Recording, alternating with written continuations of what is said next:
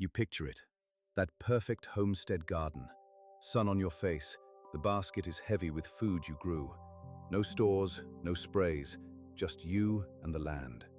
But for most of us, the reality is a constant fight. We're tired, the fence is broken, and we're doing the exact things our great-grandparents knew not to. By the end, I'll show you the one method that built soil so fertile, it's still feeding people 2,000 years later. But first, let's fix the small mistakes. You've been gardening all wrong. We're taught to till the soil, leaving it bare. But traditionally, the land was never left naked. It was always covered to protect the life inside. That mulch feeds the earthworms, holds in moisture, and suppresses weeds for free.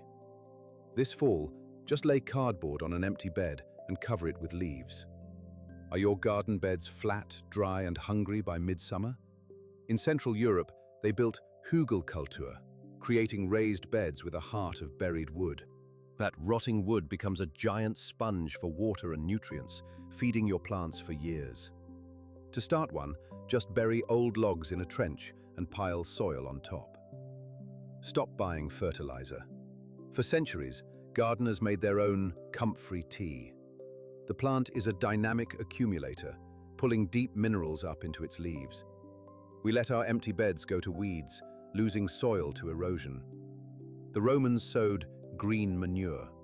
Legumes, like clover, actually pull fertilizer from the air into your soil. The biggest mistake isn't a technique, it's thinking of your soil as dirt. Our ancestors knew it was a living partner. Take a handful, smell it. It's alive. You're now building soil that can hold water. But what if there's no water to hold? The ancients built gardens in the desert, and you can use their methods today. So now you are building a living soil, teeming with life. But even the best soil will die without water, and how we water might be our biggest mistake. The ancients treated water not as a resource, but as a treasure. Most of us water from above, losing up to 70% to evaporation. For thousands of years, cultures in arid lands buried clay pots, or oyas. Porous clay slowly seeps water directly to the roots with nearly zero waste. All you have to do is bury an unglazed terracotta pot between your plants and fill it every few days. On a slope, you've watched water wash your best soil away. The Inca built andenes, vast mountain terraces, to turn that problem into a solution. By slowing the water, the terraces force it to soak deep into the ground, preventing erosion.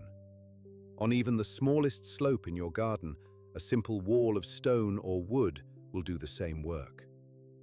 Do your plant roots rot in a wet spring, then dry out by August?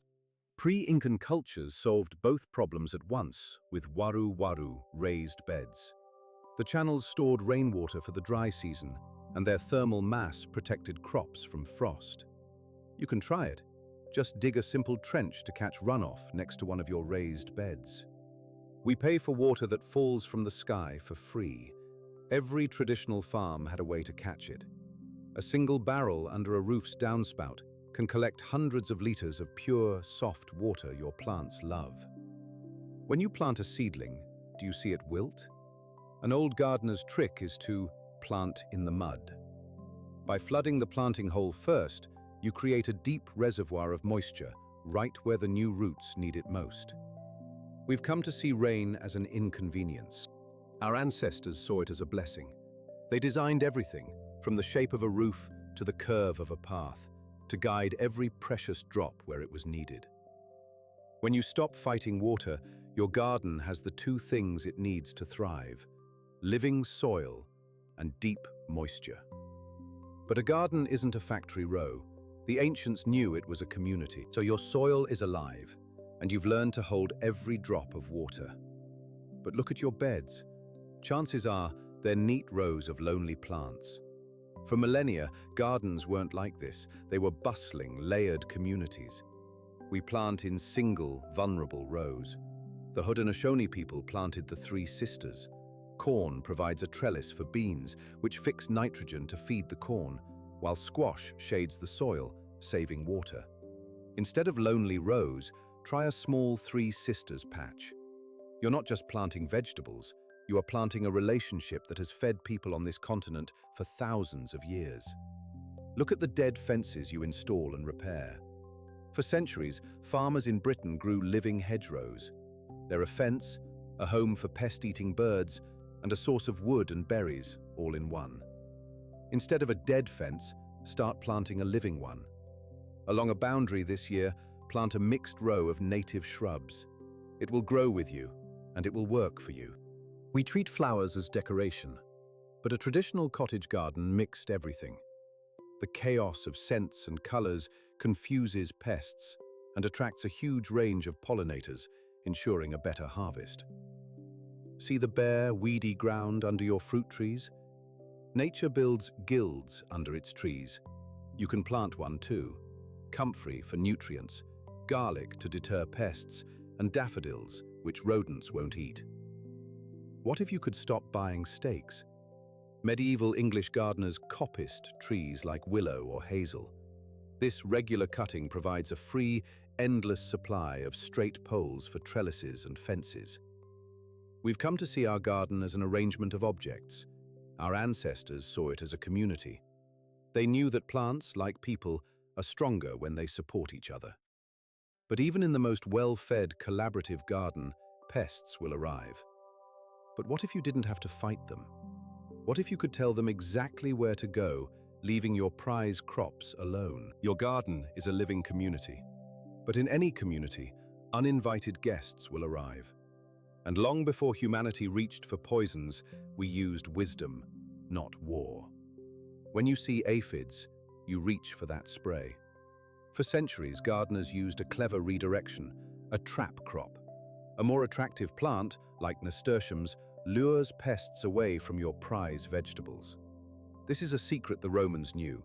Some pests hunt by smell.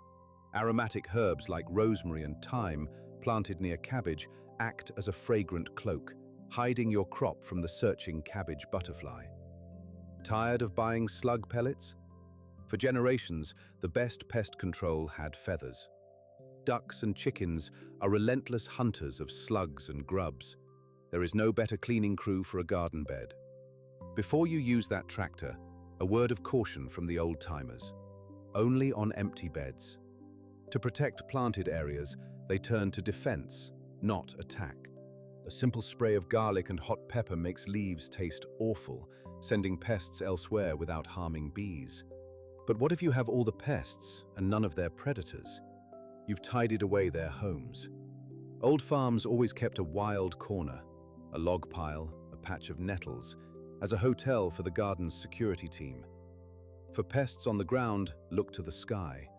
Farmers for generations knew that the best rodent control comes on silent wings. A single tall perch in your garden gives owls and hawks a perfect hunting post. They will do the work. Sometimes, the pest is just a symptom of a weak plant. Your ancestors knew to feed the plant, not the pest. A healthy plant, nourished with compost tea, has stronger cell walls. It's simply too tough for many pests to bother with. When you see a pest, your first thought is, kill. But your great-grandparents asked a different question. What is missing here? The pest isn't the failure, it is the signal. It shows you where the garden is asking for balance. Now your garden is a balanced community. But what if it could sustain itself? What if you never had to buy seeds again? Our ancestors knew how to close that loop, and it started with letting one perfect plant go to seed. We have built the soil, saved the water, created plant families, and invited the protectors. Now, for the final step. To turn your garden from a project that demands endless inputs into a self-sustaining organism. And, as I promised, we will unlock the single most powerful soil-building technique known to human hands. But first, we close the loops. You buy new seeds in packets every year, but until recently, gardeners always saved their own. This selects for plants that thrive in your soil, creating your own unique, resilient variety. This season, let one of your healthiest lettuce or cilantro plants flower and go to seed. just gather the dried heads. You've just saved next year's garden. You have a flood of produce in summer, then nothing in winter. For centuries, people used cool root cellars and lacto-fermentation to eat from their gardens year-round. The stable cool, or the work of good bacteria, preserves nutrients without electricity. Your first jar of sauerkraut is a simple, cheap, and powerful way to begin. We see waste, wood ash, animal bedding, old vines as a problem. A traditional homestead saw it as a resource, the very thing that closes the loop. That cooled wood ash from your fire pit is a free source of potassium for fruiting plants. Sprinkle it lightly on your beds. Nothing is wasted. Now for that promise. We've come to accept that our best soil grows tired and needs more inputs each year. We think this is normal. But in the Amazon basin, there exists a black earth, created by people thousands of years ago, that remains profoundly fertile today. It is called terra preta. Their secret was adding charcoal. Its porous structure doesn't decay. It becomes a permanent coral reef for microbes, locking in water and nutrients. It's not fertilizer, it's a foundation for fertility. You can begin building this legacy today. Crush natural lump charcoal with no lighter fluid and mix it into your compost. You are making soil that will outlast you. In the end, the most powerful method is a shift in your mind. To realize our ancestors didn't fight the land, they were partners with it. The work was not a burden, it was a way of belonging. The land was never our enemy, and neither was the work.